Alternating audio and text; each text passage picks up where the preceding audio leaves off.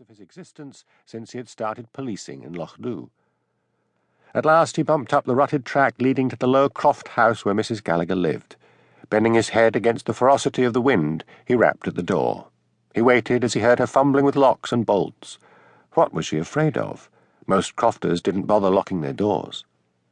Then he saw the gleam of an eye through the door which she opened on a chain. She had always had all those locks. How on earth could anyone manage to get in and burgle her? "Police," he said. The chain dropped and the door opened wide. "Come, Ben," she said curtly. He ducked his head and followed her in.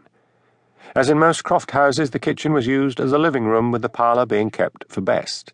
That meant the parlour was usually only used for weddings and funerals.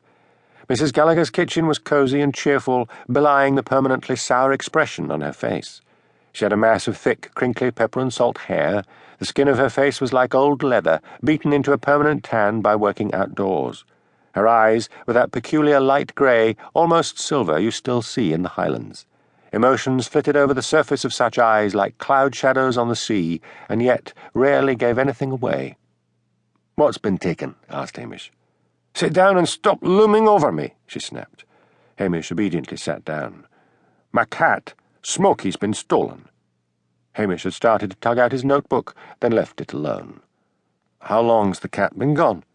24 hours. "Look here, Mrs. Gallagher, it's probably strayed, gone wild, or been killed by the fox." Like the devil, it was always the fox in the Highlands of Scotland, where crofters had no sentimentality about an animal they damned as the worst piece of vermin in the countryside. "Havers," said Mrs. Gallagher. "If I say it is stolen, then it is stolen, and it is your duty to get it back." "I'll have a look around for it," said Hamish, struggling to rise out of the low chair on which he was sitting. "Is there any sign of a break-in? Any doors, locks, or windows been tampered with?" "Not a sign. But they could be too cunning for the likes of you. I want you to get a Socco team out here," said Mrs. Gallagher. Hamish, who watched police soaps as well, knew she meant a scene of crime operatives team. "Smokey was here with me. He didn't go out."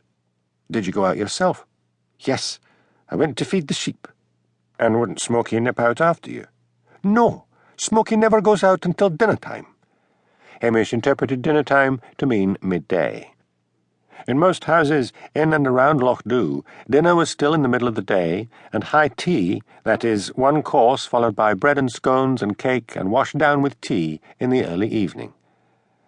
"I cannot order a forensic team for Strathbane for a missing cat," said Hamish. "Anyway, they just wouldn't come." "Your trouble," said Mrs. Gallagher, "is that you are lazy. That is why you are still unmarried. You are too damn lazy to get off your scrawny backside to even court a lassie." Hamish stood up and looked down at her. "I will look around outside for your cat and post a notice at the police station," he said evenly. "That is all I can do." His Highland accent became more sibilant when he was angry or distressed. "You have not even checked the doors or windows to see where they might have got in," shouted Mrs. Gallagher. "I'll report you." "Do that." Hamish put on his cap and let himself out.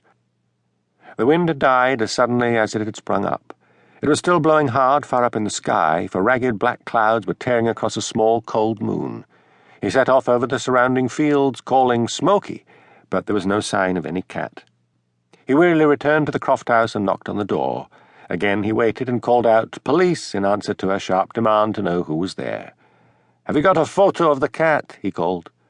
After some time, the door opened on the chain. She handed a photograph to him. "I want a receipt," she said. He wrote out a receipt and went on his way.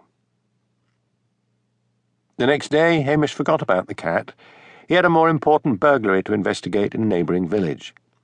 Cnothan, less rigid on the subject of Christmas than Lochdubh, had planned to decorate its main street with fairy lights. Now they were gone. He set out, enjoying the faint glow from a red sun which shone low on the hills. All was still after the gales of the day before. Smoke rose up from cottage chimneys in straight lines. The waters of the sea loch were flat and still, one great mirror reflecting the clouds and mountains above. Hamish did not like Cnothan, the least friendly place in the Highlands. He marvelled that Cnothan of all places should want to brighten the place up with lights. He went to the home of the chairman of the parish council, a Mr. Sinclair, who had reported the burglary. The door was opened by Mrs. Sinclair, who told him he would find her husband at his shop in the main street. The shop, it turned out, sold electrical goods. Hamish grinned. Nothing like